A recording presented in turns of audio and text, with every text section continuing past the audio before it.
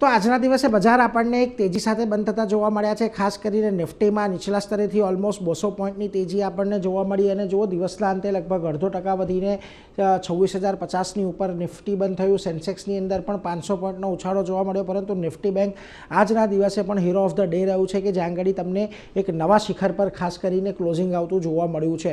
વાત કરીએ mid cap અને સ્મોલ કેપની, તો મિડ કેપમાં આજે થોડોક મ્યુટેડ કારોબાર રહ્યો, પરંતુ પોઝિટિવ નિશાનમાં બંધ થયું છે, જ્યારે સ્મોલ કેપની અંદર આજે તમને થોડી ઘણું દબાણ આવતું જોવા મળ્યું છે, એટલે અહીંયા એક મિશ્ર કામકાજ રહેતું જોવા મળ્યું। સેક્ટરની વાત કરી લઈએ તો આજે આઈટી સેક્ટરમાં એક જોરદાર તેજી હતી, લગભગ 3%ની તેજી નિફ્ટી આઈટીમાં આવી। આ ઉપરાંત તમને PSU bank, capital market share, Fin Nifty આ બધાની અંદર એક સારી તેજી જોવા મળી, પરંતુ જ્યાં દબાણ હતું ત્યાં આગળ જો રિયલ્ટી સેક્ટરની અંદર, ઓઇલ એન્ડ ગેસમાં અને સરકારી કંપનીઓની અંદર આજે તમને એક દબાણ સાથેનું કામકાજ જોવા મળ્યું છે।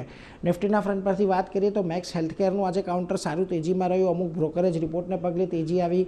આ ઉપરાંત એચસીએલ ટેક, ઇન્ફોસિસ, વિપ્રો જેવા આઈટી કાઉન્ટર્સ આજે તમને તેજીમાં દેખાયા। જ્યાં આગળ દબાણ હતું ત્યાં જુઓ Tata motors, PV, call India, Maruti, Hindalco જેવા કાઉન્ટર હતા કે જ્યાં આગળ આપણને થોડુંક દબાણ અહીંયાથી વધતું દેખાયું। મિડકેપની વાત કરી લઈએ તો મિડકેપમાં આજે તમને કોફોર્જ, સોના, બીએલડબ્લ્યુ, 361, પર્સિસ્ટન્ટ જેવા કાઉન્ટર એક તેજીની અંદર કામકાજ કરતા દેખાયા, જ્યારે જ્યાં દબાણ હતું ત્યાં આગળ વારી એનર્જીસ, બાયોકોન, એપીએલ, અપોલો અને હુડકોનું કાઉન્ટર હતું કે જ્યાં દબાણ રહેતું જોવા મળ્યું છે।